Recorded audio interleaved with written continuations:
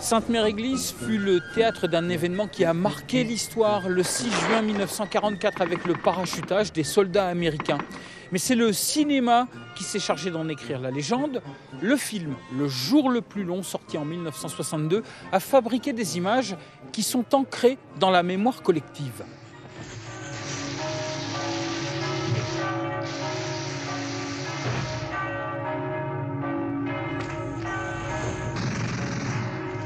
Vous la revoyez, l'image? Ah oui, oui. Ah bah oui. Je l'ai regardé 2-3 fois, le film.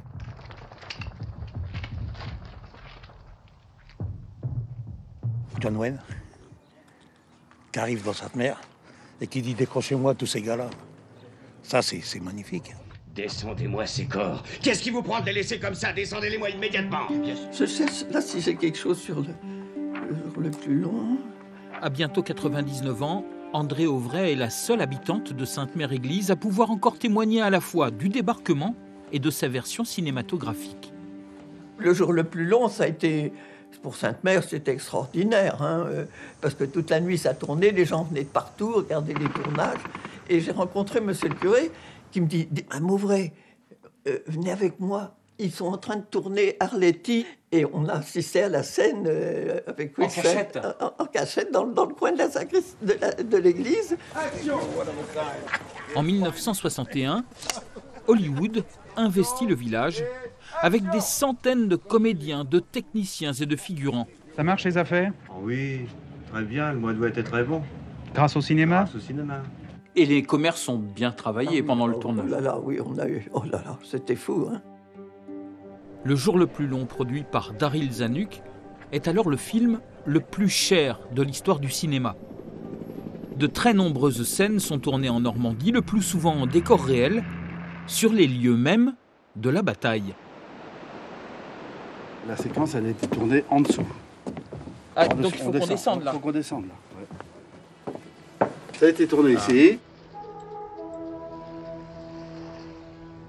Avant de partir, le chef, il vient voir, et c'est là, d'un seul coup, pensez débarquement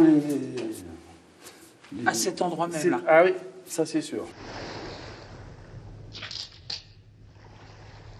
Le débarquement.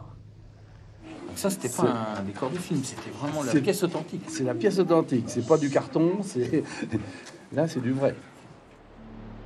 Et comme ça, on connaît Longue, sur mer, partout, dans le monde entier. Le film a pris des libertés avec la réalité historique, mais il se voulait réaliste. Dans le scénario que conservent les archives du Calvados, la géographie est précise. Bon, là, il tourne des scènes. Donc là, c'est toujours la rue qui descend à la pharmacie. La pharmacie qui était là. L'église est ici sur la droite. Action!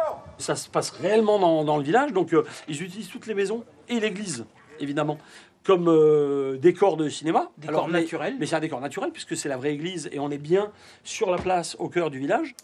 Les gens, à un moment donné, voulaient venir voir le para du clocher, sans savoir qu'il s'appelle John Steele. Et à la limite, beaucoup s'en fichent de savoir comment il s'appelait. C'était vraiment le para du clocher. Voilà. Et donc le clocher qui va avec, et le clocher, c'est Sainte-Mère-Église. Voilà. Ça donnait une renommée à Sainte-Mère. Au 6 juin, il faut voir les 6 juin. Moi, c'était... Mais c'est le film qui a... Ah oui, c'est le film qui a donné le renom à Sainte-Mère, hein, c'est sûr.